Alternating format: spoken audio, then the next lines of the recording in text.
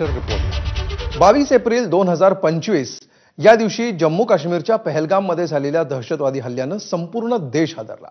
96 दिवसांनंतर भारतीय लष्करानं या हल्ल्याचा बदला घेतला। काश्मीरमध्ये लष्करानं राबवलेल्या ऑपरेशन महादेवमध्ये 3 दहशतवाद्यांचा खात्मा करण्यात आला। त्यातले 2 दहशतवादी पहलगामचे हल्लेखोर होते। पहलगाम हल्ल्यातले अजून काही दहशतवादी मोकाट आहेत। त्यांनाही लवकरात लवकर धडा शिकवण्याची गरज आहे। पण आजच्या कारवाईमुळे पहलगामच्या पीडितांना थोडा तरी दिलासा मिळाला असेल।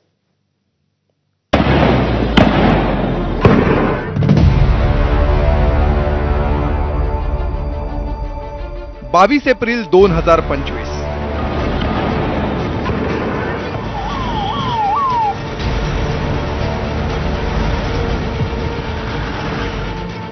जम्मू काश्मीरमधल्या पहलगाममध्ये पाकिस्तानी दहशतवाद्यांनी अंधाधुंद गोळीबार केला।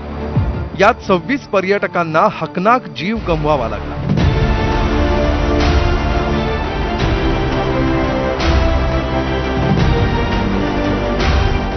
त्यानंतर भारतानं ऑपरेशन सिंदूर राबवत थेट पाकिस्तानात घुसून कारवाई केली आणि तिथल्या अतिरेक्यांचे अड्डे उद्ध्वस्त केले। लष्करी तळांना लक्ष्य करत पाकिस्तानला गुडघे टेकायला भाग पाडलं। पण इतकं करूनही पहलगामचे गुन्हेगार मात्र हाताला लागत नव्हते। हल्ल्यानंतर पहलगामचे दहशतवादी गेले कुठे याचा थांग पत्ता लागत नव्हता। पण आता पहलगाम हल्ल्याला 100 दिवस पूर्ण होण्याच्या आधी सुरक्षा जवानांना जम्मू काश्मीरमध्ये मोठं यश आलंय। अखेर पहलगामच्या हल्ल्याचा बदला घेण्यात आलाय। ऑपरेशन महादेव राबवत काश्मीरमध्ये 3 दहशतवाद्यांना सुरक्षा दलांनी कंठस्नान घातलं। त्यातल्या 2 दहशतवाद्यांचा पहलगाम हल्ल्यात समावेश होता। पहलगाममध्ये रक्तपात केल्यानंतर हे दहशतवादी काश्मीरमध्येच लपून छपून फिरत होते। लपण्याच्या जागा शोधत ते श्रीनगर जवळच्या दाचिगामच्या जंगलात पोहोचले। तिथं सुरक्षा दलांनी त्यांना यमसदनी धाडलं। यातले यासीर आणि सुलेमान हे दोघं पहलगामचे गुन्हेगार। सूत्रांच्या माहितीनुसार सुलेमान आणि यासीरच्या हालचालींची सुरक्षा दलांना माहिती मिळाली होती, पण त्यांना ट्रॅक करता येत नव्हतं। त्यासाठी सुरक्षा दलांनी अनेक दिवस जंगलात कॅम्पिंग केली। 15 दिवसांच्या सर्च ऑपरेशन नंतर सुरक्षा दलांना यश मिळालं। ठार झालेले दहशतवादी केवळ ब्रेनवॉश केलेले नव्हते, तर त्यांचं थेट पाकिस्तानशी कनेक्शन होतं। सुलेमान आणि यासीर हे पाकिस्तानी सैन्याच्या स्पेशल सिक्युरिटी ग्रुपचे कमांडो होते। त्यांच्याकडून एक अमेरिकन बनावटीची carbine, AK-47 rifle, 17 rifle grenade हस्तगत करण्यात आले। या कारवाईत एक दहशतवादी पळून गेल्याचा संशय आहे। त्याला शोधण्यासाठी सर्च ऑपरेशन सुरू आहे। माझ्या मते ते भारतातच असावेत आणि आपण थोडेसे जरा जॉग्राफिकल कोऑर्डिनेट लक्षात घेतले तर पहलगाम आणि पहलगाम पासून ज्या ठिकाणी हे ऑपरेशन झालं आणि त्याच्यामुळेच याला नाव आपण त्या महादेव पीकच्या अनुषंगाने या ऑपरेशनला आपण नाव दिलेलं आहे ऑपरेशन महादेव।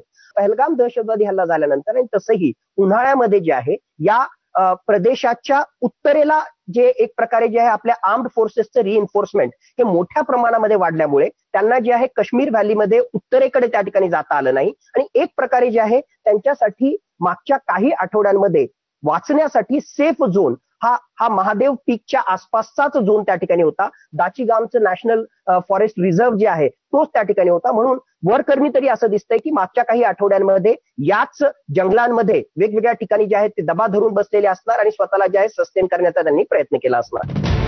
22 एप्रिल रोजी पहलगाममध्ये सुट्ट्यांचा आनंद घेणाऱ्या 26 पर्यटकांचा दहशतवाद्यांनी जीव घेतला होता। नाव आणि धर्म विचारून माणसाच्या चेहऱ्याआड आलेल्या पाकिस्तानी सैतानांनी बेछूट गोळीबार केला होता। त्यात महाराष्ट्रातल्या 6 पर्यटकांचा समावेश होता।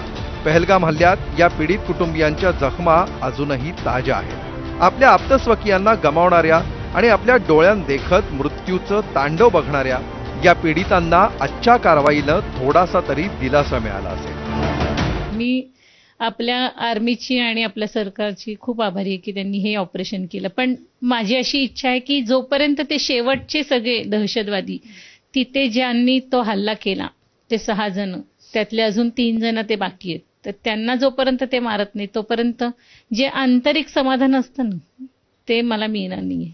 मी आर्मी आणि सरकारची आभारी आहे की त्यांनी हे ऑपरेशन महादेव राबवलं आणि आज जेवढे पण दहशतवादी त्या पहलगाम अटॅकमध्ये इन्व्हॉल्ड होते त्यातले ॲटलिस्ट 2 जण त्यांनी संपवले।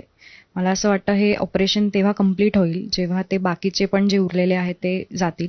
मला माझ्या भारतीय सैन्यावरती गर्व आहे की त्यांनी आमच्या हे जे आमच्या फॅमिलीवरती हल्ले करणारे हे जे कोणी पण आतंकवादी होते त्यांचा खात्मा केलेला आहे. आणि निश्चितच सरकारचा पण धन्यवाद की त्यांनी या ऑपरेशनच्या पाठी गव्हर्नमेंट पण उभं होतं. तर दोघांचा पण धन्यवाद देईन. समाधान निश्चितच व्यक्त करतो. आणि योगायोग असा होता की काल माझ्या बाबांचा वाढदिवस होता, त्यामुळे योगायोगच म्हणू शकतो आपण की वाढदिवसाच्याच म्हणजे जवळपास त्याच वेळेला यांचा खात्मा झालेला आहे. त्यामुळे निश्चितच आनंदी आहे दोन्हीसाठी मी. काश्मीरमधल्या पहलगाममध्ये 22 एप्रिलला जे झालं त्यामुळे संपूर्ण देश हादरून गेला. त्यानंतर ऑपरेशन सिंदूर राबवून घेतलेल्या बदल्यामुळे देशभरात देशप्रेमाची लाट उसळली. आता ऑपरेशन सिंदूर नंतर ऑपरेशन महादेवमुळे आज देशवासियांच्या बदल्याची भावना थोडीफार तरी पूर्ण झाली आहे. ब्युरो रिपोर्ट, एबीपी माझा.